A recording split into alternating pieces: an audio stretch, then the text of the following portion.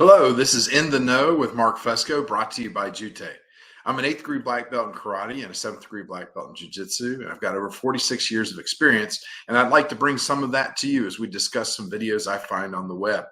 One that I saw recently had to do with the Gracie brothers, and Henner and Hiron are showing techniques on the beach. Hey, great place to do it. And normally I would tell you I'm a great fan of the Gracies. My dad started studying jiu-jitsu in 1950.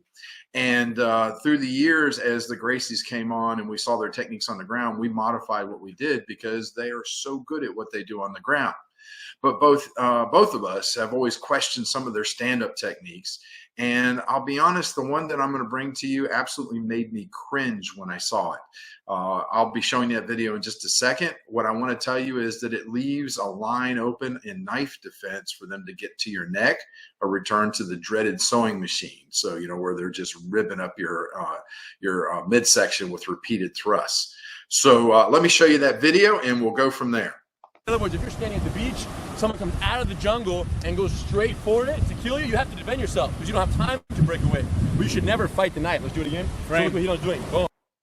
So as you can see, he's got structure with his left arm, okay, that's blocking the incoming knife. He's going for the technique at the elbow to roll it over. We're going to talk about some issues with that right there. But if you notice, if you roll the right arm up and around, the neck is completely exposed. And I'm also going to show you a way that you can push that left arm across and allow you to come in with the sewing machine on the far side. So let me finish it up. 1, 2 at the same time and a step forward. And then my hand, checking the vital organs right here. As I pull this a little bit, my hand overlaps my own hand and then I roll him forward. Look at my one hand in front of his chest so he can't lean forward. If I can bend over right now, problem with the technique that's going on right now. I'll show you that I do the same thing. And then as I cup this, I lift up my elbow and he drops the knife. Usually they won't drop the knife at that point. You normally have to remove it from the hand, but it can be done.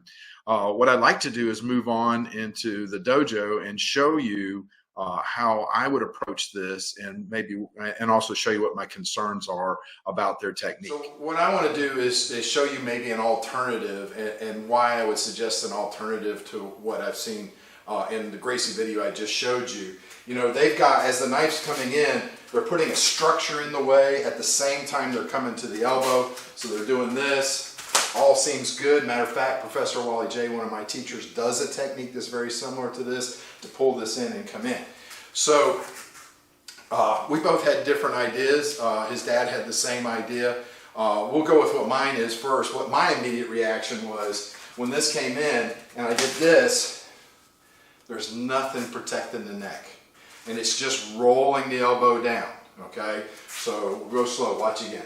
So when I'm in here, even if I have that elbow, it's right there. It's completely open. That line is completely unprotected. The other is I'll tell you what, just to show you, his idea was he would pull out, okay? So let's say I got that block in, I've got this. I'm even gonna lift his elbow some. So it's like this, so he's in a weak position. Now I only have one hand against his entire body. Okay, watch him rip this thing out. I can't hang on to that. Now I'm back to square one again.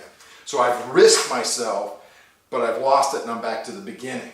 So, you know, those are the two main reasons. Matter of fact, for me, if I can steal it for a second, if when he did that block and he has my elbow, what I would actually do is do this. Boom. All right, so as I ripped this out, I would cross his body with the other arm so I had a clear shot. Okay, so I see some definite issues with this technique. In my knife defense videos that come from kata, one of the things that I showed in kata versus MMA, I know this isn't MMA, but there as part of that program we showed that there are moves from kata that you can use in self-defense against the knife. So what I'm suggesting is I agree. We need, as he stabs, I need something for structure. Just like they were doing this, I'm doing this. At the same time, I'm in two places with structure.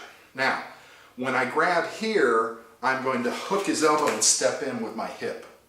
All right? Now, I'm doing that for two reasons. For the same problem that is if he comes in and I'm here as I'm piking out, if I stay here, he can rip it out again. I can't hang on to it no matter how hard I try because it's my grip against his entire body. Okay? But when I get here, I roll this around to his arm, now he pulls. It's better. If I hip into it, okay, now he's really got an issue. Matter of fact, I can hold it with one hand if I hip in like this. Okay, so I can hold that, all right? Nice thing about it is if I got two, it's no battle at all. He can move me around, but he can't remove his hand from my hip.